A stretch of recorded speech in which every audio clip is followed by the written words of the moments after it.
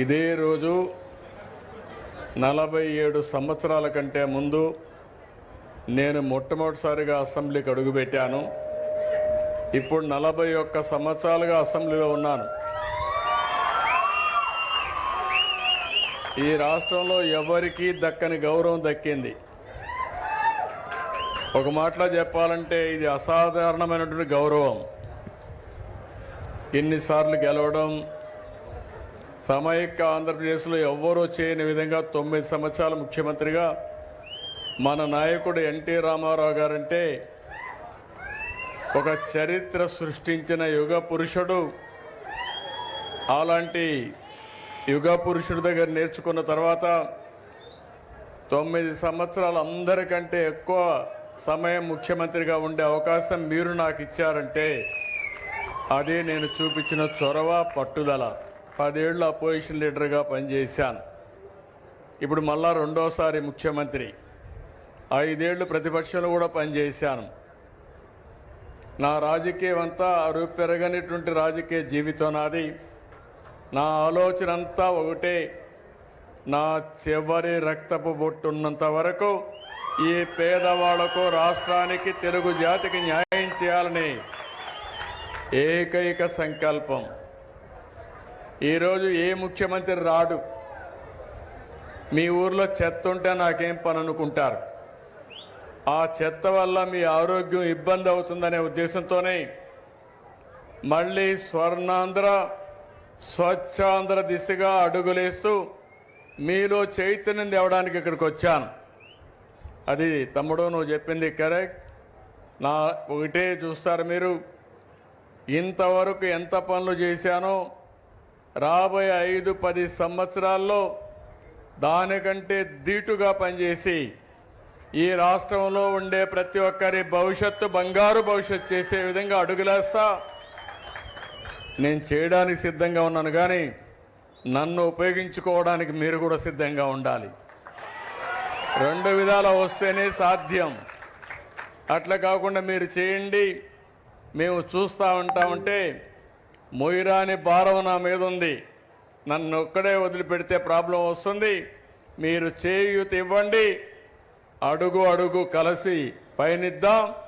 మళ్ళీ భారతదేశంలో రాబోయే 23 సంవత్సరాల్లో నెంబర్ 1 స్టేట్గా తయారు చేసే బాధ్యత తెలుగుదేశం ప్రభుత్వాన్ని.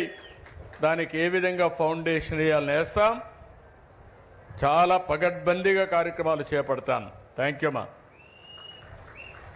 తీసుకుంటాను మా కాగితాలు ఇద్దరు ఇసురం. ఇంకెవరన్నా మహాడాల మైక్ ఇవ్వండి. ఆ లేడీస్ కూడా ఇద్దాం. కాగితాలని లాస్ట్లో తీసుకుంటానమ్మా. కాసేపు కూర్చోండి. కాగితాలు ఎప్పుడు ఇస్తూ ఉంటారు. ముందు మీలో మోటివేషన్ రావాలి. కాగితాలు ఉండేటివన్నీ కూడా పోయేటప్పుడు ఇవ్వండి. అవన్నీ ఈ విధంగా పరిష్కారం చేద్దాం. సభకు నమస్కారం.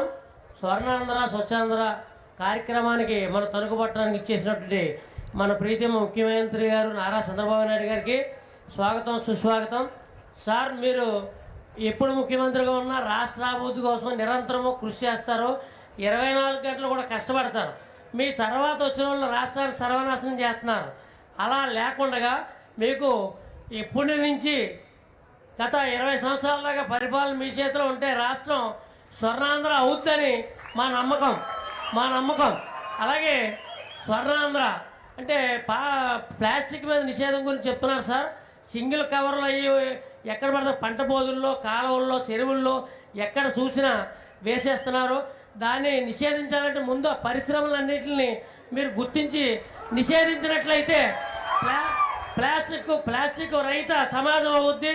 మళ్ళీ పూర్వబద్ధం ఇప్పుడు సత్రంలో కానీ ఫంక్షన్ హాల్లో కానీ స్టీల్ గ్లాసులు ఉండి పూర్వం ఆ స్టీల్ గ్లాసులో తాగిన తర్వాత మళ్ళీ కడిగి పెట్టుకున్నారు. ఇప్పుడు అక్కడ కూడా ప్లాస్టిక్ కవర్లు, ప్యాకెట్లు, గ్లాసులు, టీ గ్లాసులు ఇలా రావడం వల్ల ఎక్కడ చూసినా చెత్త చాలా దారుణంగా ఉంది.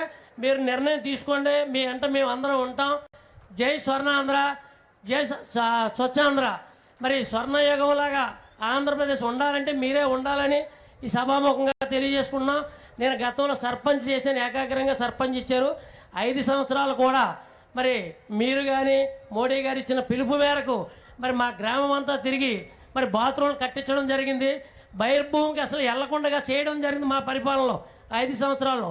అంతకుముందు గ్రామానికి స్వాగతం బోర్డులు ఉన్నా కాడ పారిశుద్ధ్యం చెత్త కార్యక్రమాలు బహిర్భూమికి వెళ్ళడం ఇవన్నీ ఉండేవి. మరి అప్పుడు మా సెక్రటరీలు అధికారులు మేము అందరం కూర్చొని మరి ఇంటింటికి వెళ్ళి బాత్రూమ్ బలవంతంగా కట్టించాం. కొంతమంది కట్టుకోనంటే మేమే కట్టి తర్వాత వాళ్ళ దగ్గర తాపి మీతలు అరువులు పెట్టి చేసాం. చాలా గ్రామాన్ని అభివృద్ధి చేసాం. మా తూర్పిప్పర్ గ్రామం ఏకాగ్రంగా నాకు సర్పంచ్ ఇచ్చారు, 5 సంవత్సరాలు చేసాం, చాలా అభివృద్ధి చేసాం. ఆ విధంగా ప్రతి ఒక్కరు కసిగా ఉంటే మీకులా మేము అందరం ఉంటే రాష్ట్రం ఎప్పుడూ అభివృద్ధి చెందుద్దని ఈ సభాముఖంగా తెలియజేసుకుంటున్నాం. Thank you.